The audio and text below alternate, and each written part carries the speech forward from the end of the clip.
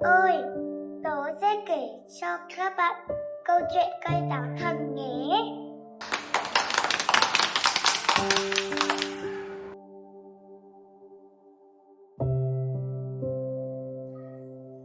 Ngày xưa có một cây táo thần mọc ở ngoại ô thành phố.